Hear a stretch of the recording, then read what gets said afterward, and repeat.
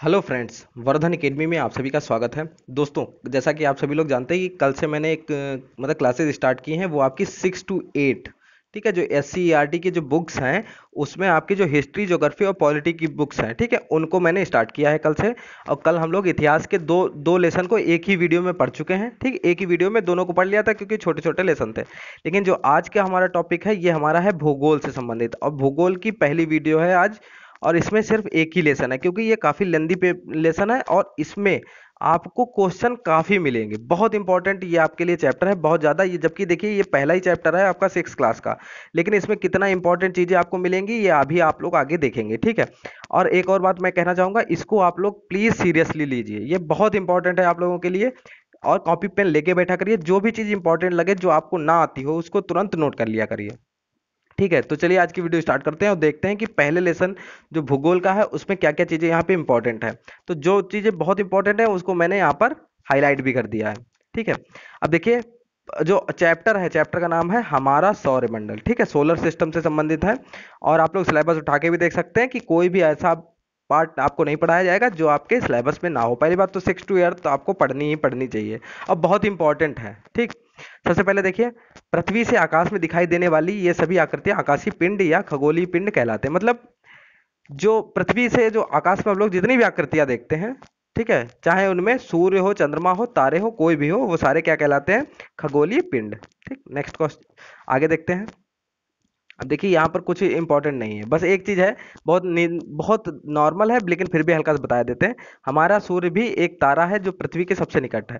तो एक question by chance कभी कभी ऐसा होता है इजी टू मॉडरेट बनता है, तो एक दो क्वेश्चन इतने इजी रख दिए जाते हैं कि कुछ कहने को नहीं। ठीक है, तो जो सूर्य है वो क्या है? पृथ्वी के सबसे निकट तारा कौन सा है? तो वो होगा सूर्य।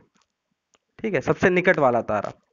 ठीक, अब यहां से देखिए, रात्रि के आकाश में हमें तारों के समूह द्वारा बनाई गई विभिन्न आकृतियां दिखाई देती हैं, इन्हें नक्षत्र मंडल कहते हैं। ठीक है, आपने कई बार देखा होगा कि छत पे आप लोग जाएंगे रात में, तो तारों के द्वारा एक मतलब विभिन्न आकृतियां आपको बनी बनी मिलती हैं, उन्हीं को कहते हैं। एक तरीके तारों के समूह, तारों का समूह होता है, एक अलग से ही आपको लगेगा। ठीक है, अलग से आकृति होगी, तो उसको क्या कहते हैं? नक्षत्र मंडल। आगे देखिए, खगोलविदों के अनुसार आकाश में कुल 88 नक्षत्र मंडल हैं। इनमें से आसानी से पहचाने जाने वाले कुछ प्रमुख नक्षत्र मंडल हैं, जैसे ओरियन, अर्सा मेजर, कैनिस मेजर एवं स्मॉल बियर। स्मॉल बियर मतलब सप्तर्षि मंडल। ठीक है, सप्तर्षि मंडल तो आप दूरी से समझ जा सकते हैं। प्राचीन काल से ही सप्तर्षि मंडल एवं ध्रुव तारे की सहायता से उत्तर दिशा का निर्धारण किया जाता रहा है। ठीक है, अब यहाँ पे देखिए, इन्होंने यहाँ पे दिखाया भी है, सप्तर्षि तारामंडल के दो तारे ध्रुव तारे की ओर संकेत करते हैं। अब देखिए, ये देखिए इस तरीके से ये आकृति होती है इसकी। ठीक है, तो जो लास्ट के ये दो तारे होते हैं, इनको इनकी सीध में ही आपका ध्रुव तारा होता है। ठीक है, इनकी सीध में ही आपको ध्रुव तारा दिख जाएगा। ठीक है, और ध्रुव तारा सदैव उत्तर दिशा में होता है। अब सौर मंडल के बारे में देख लीजिए, छोटे छोटे हैं ये, तो इनको पूरा पूरा देख लेते हैं। सूर्य, 8 ग्रह, इन ग्रहों के उपग्रह तथा कुछ अन्य खगोलीय पिंड जैसे क्षुद्र ग्रह, पुच्छल तारे, ठीक है, एवं उल्का पिंड मिलकर सौर मंडल का निर्माण करते हैं। इसे हम सौर परिवार भी कहते हैं क्योंकि सौर परिवार का मुखिया सूर्य है। ठीक, यह हमारे सौर मंडल के केंद्र में स्थित है। तो एक क्वेश्चन ये भी आता है कि सौर मंडल के केंद्र में क्या स्थित होता है? तो केंद्र में हमारा सूर्य स्थित होता है। सूर्य के गुरुत्वाकर्षण बल के प्रभाव के कारण सौर परिवार के अन्य सभी सदस्य सूर्य के चारों ओर परिक्रमा करते हैं। अब देखिए, सूर्य के बारे में कोई भी चीज, इसमें छोटी से छोटी चीज को भी आप इग्नोर मत करिए। ठीक है, क्योंकि छोटी ही चीज अक्सर पूछ दी जाती है और छोटी चीज को लोग पढ़ते नहीं है। सूर्य सौरमंडल के केंद्र में स्थित है, अत्यधिक गर्म गैसों से बना तारा है। इनमें मुख्य रूप से हाइड्रोजन और हीलियम गैसें पाई जाती हैं। इस टाइप के भी क्वेश्चन पूछे जाते हैं कि इसमें मुख्यतः कौन सी गैस पाई जाती है? तो हाइड्रोजन और हीलियम। यह बहुत बड़ा है, हमारी पृथ्वी जैसे लगभग 13 लाख गोले इसमें समा सकते हैं। ठीक है, 13 लाख गोले हमारी पृथ्वी जैसे। ठीक है, यह समूचे सौरमंडल को ऊष्मा एवं प्रकाश प्रदान करता है। सूर्य हमारी पृथ्वी से लगभग 15 करोड़ किलोमीटर दूर स्थित है। तो सूर्य से पृथ्वी की दूरी भी आप लोग यहाँ पे नोट कर सकते हैं। 3 लाख किलोमीटर प्रति सेकंड की चाल से सूर्य का प्रकाश 8 मिनट 19 सेकंड में सूर्य से पृथ्वी तक पहुंचता है। तो प्रकाश की चाल इन्होंने इनडायरेक्टली यहाँ पे लिख दी है, 3 लाख किलोमीटर प्रति सेकंड। ये क्या है? चाल है, किसकी? प्रकाश की चाल। ठीक है, तो प्रकाश की चाल पर भी क्वेश्चन पूछा जाता है कि चाल कितनी है, तो 3 लाख किलोमीटर प्रति सेकंड। ठीक, next question, sorry next topic. अभी देखिए, ये देखिए पूरा सौर मंडल बना है, और इसमें सबसे इंपॉर्टेंट चीज क्या होती है कि सबसे इंपॉर्टेंट चीज होती है कि अक्सर क्वेश्चन ये पूछा जाता है कि सूर्य से दूरी के हिसाब से बढ़ते हुए क्रम में या घटते हुए क्रम में, इस टाइप से क्वेश्चन पूछा जाता है कि चौथा कौन सा ग्रह है, पांचवा कौन सा ग्रह है। इसको अभी आगे हम लोग देख लेंगे। अब देखिए ग्रह, प्लेनेट को देख लेते हैं। जो आकाशीय पिंड अपने तारों के चारों ओर निर्धारित कक्षा में चक्कर लगाते हैं उन्हें ग्रह कहते हैं। इनमें स्वयं का प्रकाश व ऊष्मा नहीं होती, ये अपने तारे के प्रकाश से ही प्रकाशित होते हैं। जैसे हमारी पृथ्वी सूर्य के चारों ओर चक्कर लगाती है, किसी आकाशीय पिंड के ग्रह होने के लिए इनका आकार बड़ा होना चाहिए इतना बड़ा होना चाहिए कि गुरुत्वाकर्षण बल के प्रभाव से इनकी आकृति गोल या लगभग गोल हो, तथा ये किसी अन्य ग्रह की कक्षा को ना काटते हो। ठीक है, ये इसकी मतलब एक तरीके से यहाँ पे कंडीशन है कि ऐसा होना चाहिए।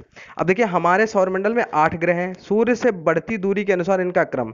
अब देखिए सूर्य से बढ़ती दूरी के हिसाब से आपको क्रम याद रहना चाहिए। ठीक है, बुध, शुक्र, पृथ्वी, मंगल, बृहस्पति, शनि, यूरेनस और नेपच्यून। ठीक, तो सबसे पास में कौन सा है? बुध, फिर शुक्र, फिर पृथ्वी, फिर मंगल, फिर बृहस्पति, फिर शनि, फिर अरुण और फिर वरुण।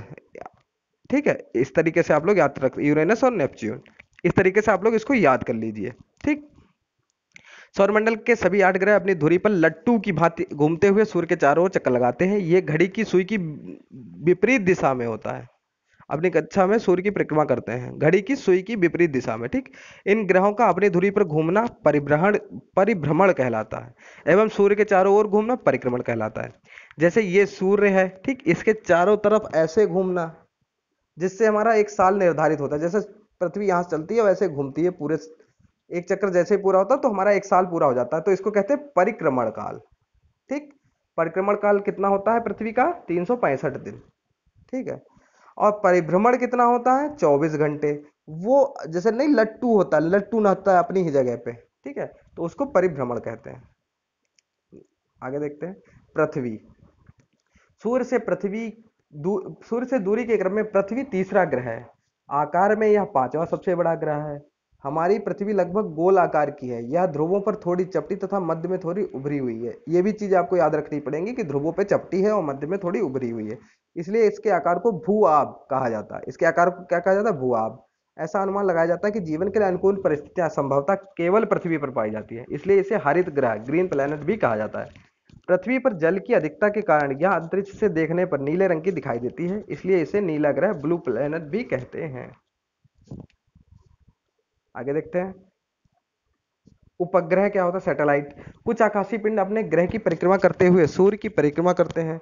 अपने ग्रह की परिक्रमा करने के कारण इन्हें उपग्रह कहते हैं। जैसे चंद्रमा पृथ्वी की परिक्रमा करता है, यह पृथ्वी का एकमात्र प्राकृतिक उपग्रह है।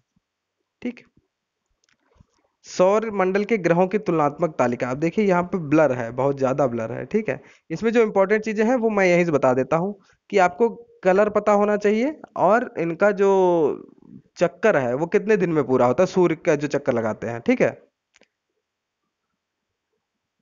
ठीक, सूर्य का चक्कर। तो बुध का कलर है भूरा, शुक्र का हल्का पीला, पृथ्वी का नीला और हरा, मंगल का लाल और भूरा, बृहस्पति गुलाबी रंग पर सफेद पट्टी, शनि का सुनहरा पीला, यूरेनस का आसमानी, नेपच्यून का गहरा आसमानी। ठीक है, अब बुध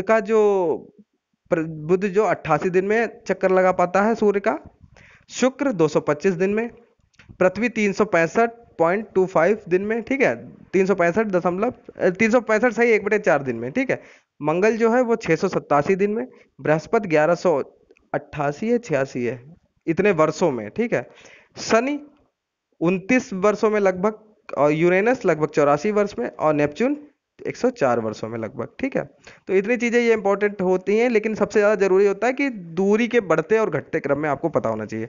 बुध, शुक्र, पृथ्वी, ऐसे करके आपको याद होने चाहिए। सबसे पहले बुध, फिर शुक्र, फिर पृथ्वी, इस तरीके से। चंद्रमा के बारे में देख लेते हैं। हमारी पृथ्वी का एकमात्र उपग्रह चंद्रमा है। इसका व्यास पृथ्वी के व्यास का 1/4 है।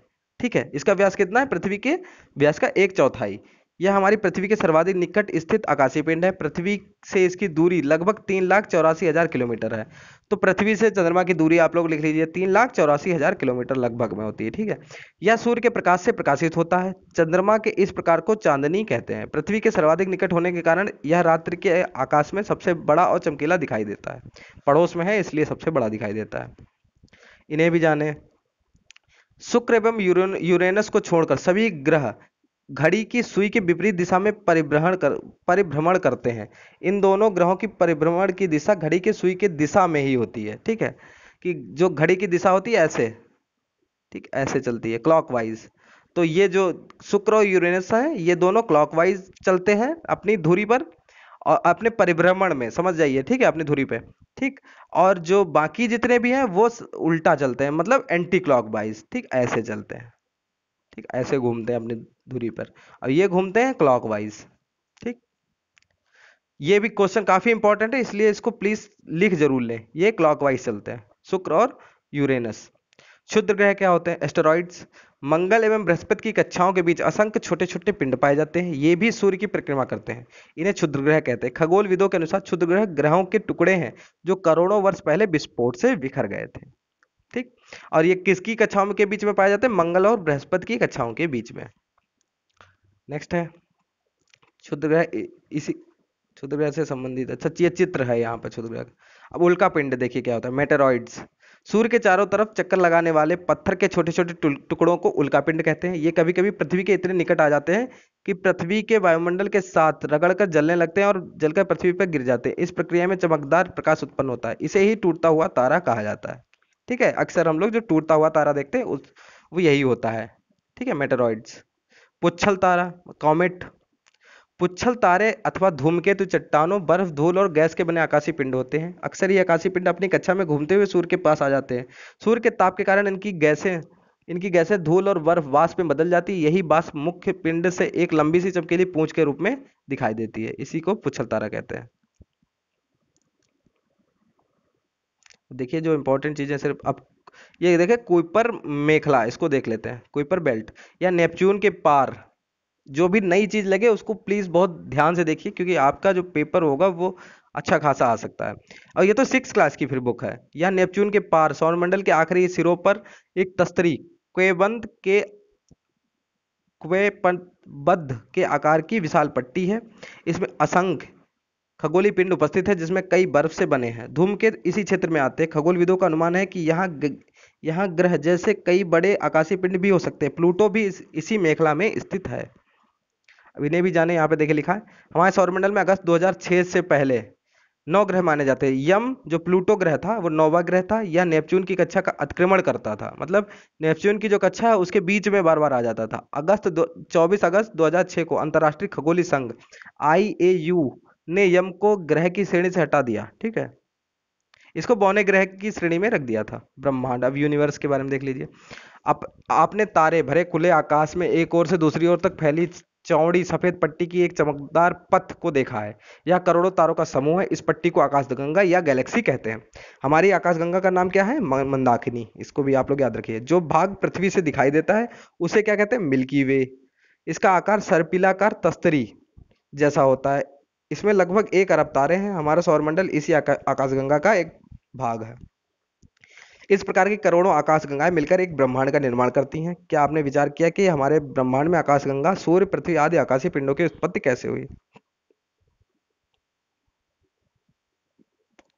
अब यहाँ पे देख लेते हैं जो इंपॉर्टेंट चीजें हैं उसको देख। अब ब्रह्मांड की उत्पत्ति, बिग बैंग थ्योरी, इसको जरूर देख लेते हैं। आज से लगभग 13 अरब वर्ष पहले पूरा का पूरा ब्रह्मांड एक गर्म और सघन छोटे से गोले के रूप में था। अधिक गर्मी और सघनता के कारण इसमें अचानक विस्फोट हुआ। इस विस्फोट को क्या कहते हैं? Big bang. विस्फोट के बाद ब्रह्मांड तेजी से फैलने लगा। यह फैलाव आज भी जारी है। बिग बैंग की घटना के कुछ करोड़ों वर्ष के बाद तारों और आकाशगंगाओं का निर्माण होने लगा। वास्तव में आकाशगंगा का निर्माण हाइड्रोजन, हीलियम गैसों तथा धूलकणों से बने विशाल बादल के इकट्ठा होने से हुआ है। आकाशगंगा को बनाने वाले इन बादलों को निहारिका कहते हैं। ठीक है, आकाशगंगा को बनाने वाले बादलों को क्या कहा जाता है? निहारिका। ये आप लोग याद रखिए। गुरुत्वाकर्षण के प्रभाव से के कारण इन बादलों से गैसीय पिंड बने जिसमें तारों का निर्माण प्रारंभ हुआ।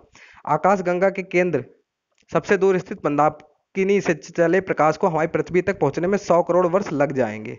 प्रकाश की आकाशगंगा के एक छोर से दूसरे छोर तक पहुंचने में 1 लाख वर्ष लगेंगे। प्रकाश 3 लाख किलोमीटर प्रति सेकंड की गति से चलता है, फिर भी सौर मंडल पार करने में 24 घंटे लगते हैं। ठीक है, तो देखिए 3 लाख किलोमीटर प्रति सेकंड, ये अभी पहले भी हम लोग बात कर चुके हैं कि प्रकाश की चाल ये है लगभग इतनी। अब ये देखिए ब्लैक होल के बारे में। ठीक, ब्लैक होल के, अब देखिए यहाँ पर ये चित्र है, इसी में यहाँ पे दिखाया गया है, ये ब्लैक होल के बारे में बताया गया है, ठीक है। चित्र 1.10 में एक विशाल ब्लैक होल है जो गुरुत्व केंद्र का कार्य करता है। इसके कारण आकाशगंगा का स्थायित्व बना रहता है। हमारा सूर्य अपनी आकाशगंगा से में लगभग 100 अरब तारों में से एक तारा है। आज से लगभग 5 अरब वर्ष पूर्व मंदाकिनी आकाशगंगा की बाहरी भुजा से हमारे तारे सूर्य का जन्म हुआ। ठीक है, यहाँ पे नहीं, कृष्ण विवर ब्लैक होल यहाँ पे है। ब्लैक होल एक ऐसा आकाशीय पिंड है जिसका बहुत अधिक भार अथवा द्रव्यमान अत्यंत सीमित स्थान पर एकत्र रहता है, अर्थात इसका घनत्व तो बहुत अधिक होता है, बहुत ज्यादा घनत्व होता है। इस कारण ब्लैक होल का गुरुत्वाकर्षण बल इतना शक्तिशाली होता है कि कुछ भी इसके खिंचाव से बच नहीं सकता है। यहाँ तक कि यह अपने ऊपर पड़ने वाले प्रकाश को भी अंदर ले को भी अवशोषित कर लेता है, अर्थात इसमें जाने वाले प्रकाश भी इसके बाहर नहीं आ पाता, इसलिए यह दिखाई भी नहीं देता। इसके स्थान पर केवल काला रंग ही दिखाई देता है, इसलिए इसे कृष्ण विवर या ब्लैक होल कहा जाता है। ठीक है, तो इस तरीके से आपका ये चैप्टर आपका कंप्लीट हो गया। बहुत इंपॉर्टेंट चैप्टर था। अगर आप लोग इन चीज़ों को समझ रहे होंगे या कभी आपने सही से बुक्स पढ़ी होंगी, ठीक है, तो आपको इसकी कीमत आपको समझ में आ रही होगी कि ये कितने इंपॉर्टेंट है आप लोगों के लिए। ठीक है, कुछ लोग इसको बहुत इग्नोर कर रहे हैं। मैंने देखा है, कल वाली वीडियो थी, उसमें वॉच टाइम बहुत कम था, हालांकि मुझे उससे कोई मतलब नहीं है। ठीक है, 18 मिनट की वीडियो का watch time, average watch time जो था वो लगभग 3 से 4 मिनट था। ठीक है, 18 मिनट को 3 से 4 मिनट में कैसे लोगों ने देखा ये भगवान जाने। तो मेरा ये मानना है कि 300-400 लोगों ने देखा है, उसमें 100 लोग ऐसे होंगे जिन्होंने सही से ईमानदारी से इसको देखा होगा, क्योंकि काफी इंपॉर्टेंट चैप्टर से हैं ये आप लोगों के लिए। ठीक है, तो जैसा भी आप लोगों को लगे, कोई भी सुझाव हो आप लोग कमेंट बॉक्स में बता सकते हैं। तो दोस्तों, आज की वीडियो में सिर्फ इतना ही। मिलते हैं अपनी नेक्स्ट वीडियो में, तब तक के लिए नमस्कार।